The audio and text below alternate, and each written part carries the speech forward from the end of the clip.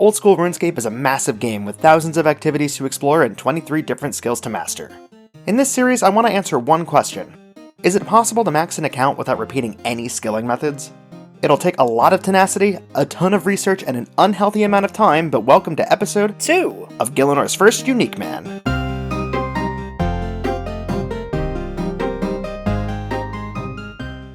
Before we jump in, I wanted to make a couple of quick announcements. First of all, thank you all so much for the amount of support that the first episode of this series has gotten. When I posted it, I expected to maybe have 100 people watch it, but now we're pushing 2,000. I really can't put into words how much all your views and constructive comments mean to me, but thank you for all of it. Some of the suggestions y'all have given me are fantastic, but you're not going to see them implemented in this episode. As it turns out, I had most of this recorded before I even posted the first episode, so expect to see changes to things like the UI in future episodes. I also wanted to take a moment to let everyone know that while I absolutely intend on continuing this series, content creation is currently just a hobby of mine, so don't expect new episodes every week like you get out of Settled or other big name osrs creators. I'm going to try to aim for every 2 weeks or so, but if it takes longer than that, just know the series isn't going anywhere. Thanks again for all the amazing support. Let's get into it.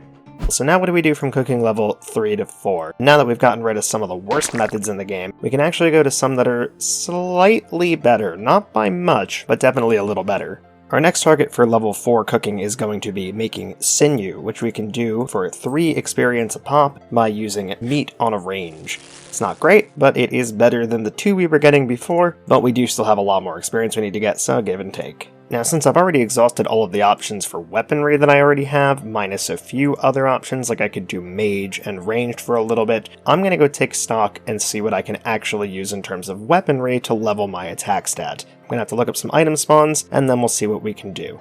And there's our 8th attack level, or I guess our 7th attack level, and another death.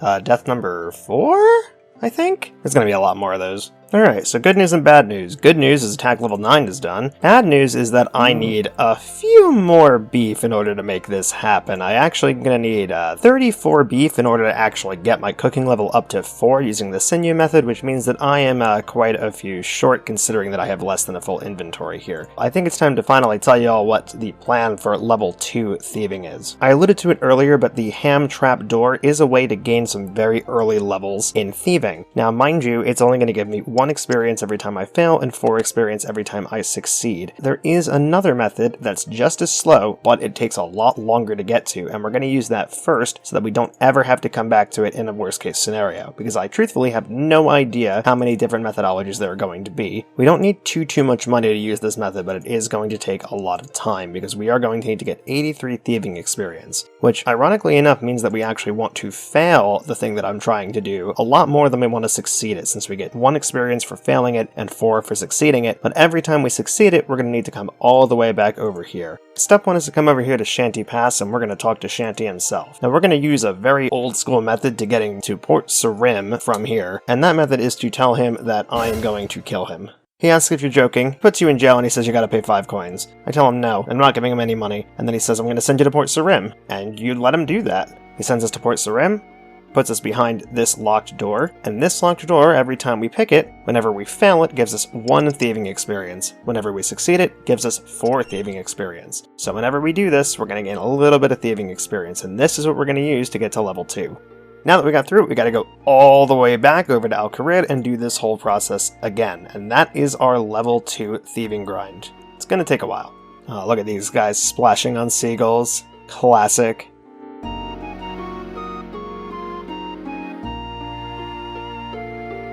Okay, and we finally made it all the way back, which means we can do this a second time for another hot 4 thieving experience. 8 thieving experience. We've only got to do this all the way up to 83 thieving experience. It's just going to take a couple more times, and by a couple more I mean a whole heck of a lot more if we keep getting successes instead of failures.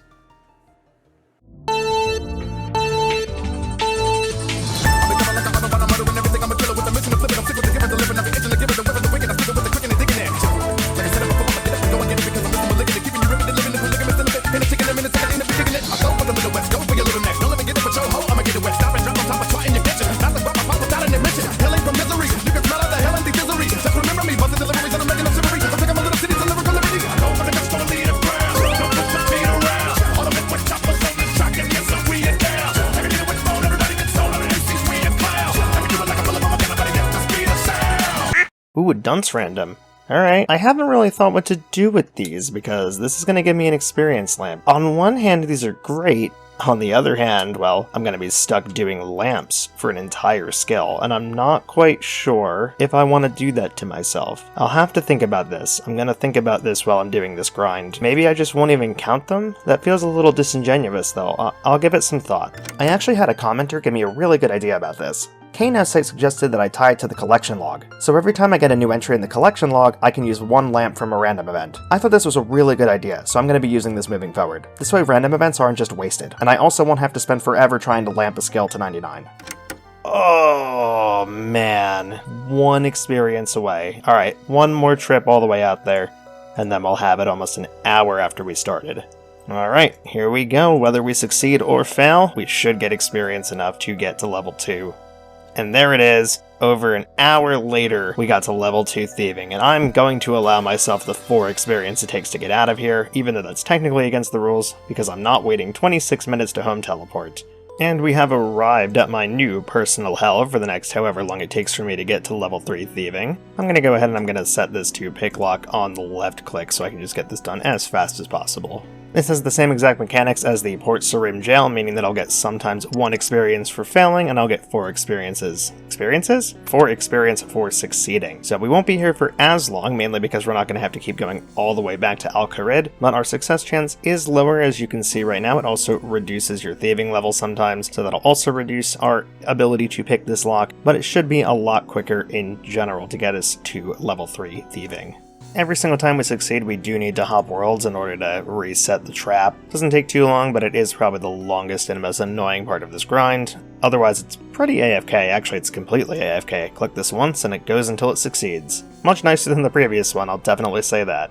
Alright, this should be the last trapdoor I have to pick. I might not even succeed in it. If I fail 3 more times, then I won't even have to succeed. I'll just get to walk away. And there is level 3 thieving. Oh boy, 2 levels of thieving for, I don't know, hour and a half basically? That was, quite a grind. Alright, we're back for another day of thieving grinding. Today we're going to do something a little interesting. Normally, people who were doing thieving would start by thieving men. They're level 1 to pickpocket, they give a bunch of money. Well, not a bunch, but considering you're level 1 thieving, they give a good amount of money. I want to save that for later levels because I need a lot of money. So it turns out there are actually 4 NPCs all the way over by the Tower of Life that you can pickpocket at level 1, and they don't give coins. Instead, they give a triangle sandwich. I'm going to go pickpocket those guys to get 4 more thieving levels before I start pickpocketing people who actually give money, because I want that money for later. So we're going to go all the way to the Tower of Life. We're not going to walk there, not directly at least. We're going to head over to the Edgeville Lever, we're going to head into the wilderness, and we're going to go from there.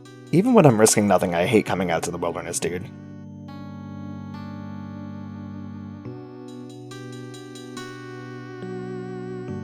Now we're all the way on the other side of the map. We're going to head over to the Tower of Life. We're going to get a ton of triangle sandwiches, but I honestly doubt I'm willing to run all the way back to the bank to bank them, so I'm probably just going to end up dropping all of them, and there's just going to be a pile of triangle sandwiches on the ground. Very soon we are going to start training some agility. I'm not looking forward to it, on one hand, because it's going to be very annoying considering the methods that we're going to be using, but I am going to be very excited to have a little more run energy regeneration because this is just awful.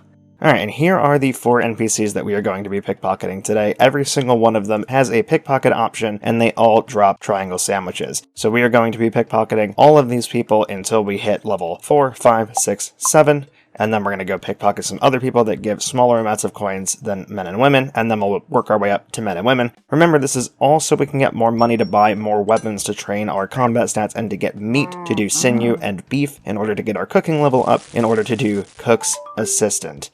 That's why we're here, to do Cook's Assistant. Don't forget about that. The one major benefit of doing this is that these guys drop the food that I need to stay alive doing this, because if I die doing this, I go all the way back to Lumbridge, and I really don't want to have to come all the way back here. And that's level 4 thieving.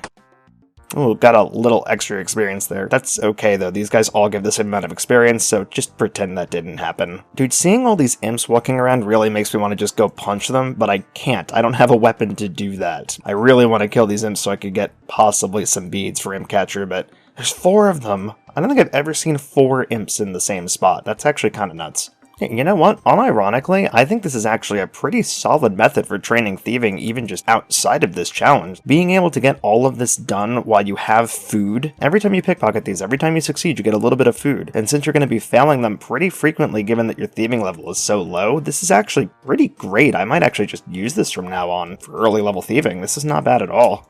Level 5 thieving, level 6 thieving, and now we're on to our last guy, the one who supposedly has, as his name suggests, no fingers. And that's level 7 thieving. We are all done here. That was actually wicked fast, and having that extra food whenever you failed was really, really nice. Legit, this might be a hot take. I think this is a great place to train early thieving. Alright, so we're going to head back to the other side of the world, and we are going to actually head over to Remington. It turns out that there are 2 named NPCs in Remington. Both of them are pickpocketable at level 1, and they can be pickpocketed for 3 coins. We're going to go do those for the next 2 levels, levels 8 and 9. Alright, we are here in Remington, and there's a bronze scimitar on this table. I will gladly take that. That is another weapon we can use to train. I didn't even know that was here. Ooh, piece of candy. And we are going to be thieving from these 2 for levels 8 and 9, so let's get to it. Now, I'm sure some people are going to say you're just pickpocketing men and women, and that's kind of true, but at the same time, there are 2 reasons I'm counting this as unique. The first reason is because they have unique names, which means they're unique IDs in the game, so I am going to count them as unique NPCs, meaning they're unique methods.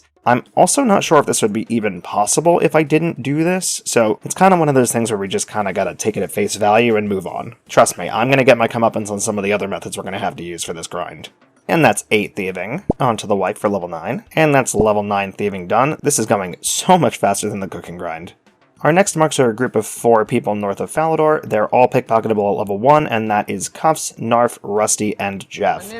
Once again, they're basically reskinned men and women, but we are going to be counting them as separate because they have unique IDs, and again, this is a concession we will have to make a couple times throughout this challenge, especially in the beginning when the methods that are available to us are so few and far between.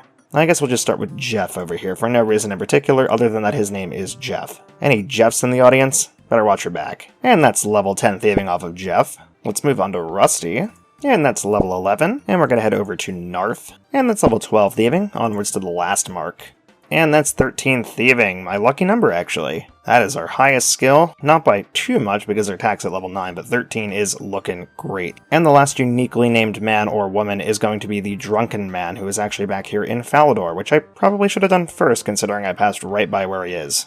Oops. Until I did this challenge, I did not know there were this many uniquely named men and women in the game that you could pickpocket. This is news to me. How is this absolutely sloshed gentleman catching me pickpocketing him this many times? Like, look at him, he can barely stand up, and yet he still sees me pickpocketing him. I guess he is looking right at me, but ignore that. And that's 14 thieving by robbing an inebriated man. Alright, one more level to get on this little mini grind, and we are going to be pickpocketing men and women. While we're here, we're going to grab a bronze and iron mace, so we have 2 more weapons to use for our training. And that is level 15 thieving. We are now officially done with our little mini grind. We can also steal from ham members, but there's a reason we can't actually do that I will explain a little later. And I think that's a good spot to end it for today. Thanks again to everyone who was watching and listening along. If you'd like to see more, toss a like or comment on the video, and feel free to check out the progress spreadsheet in the description. If you want to keep up with my unique adventure, be sure to subscribe so you don't miss anything. And as always, have a wonderful rest of your day, an excellent rest of your week, and I will see you all next time.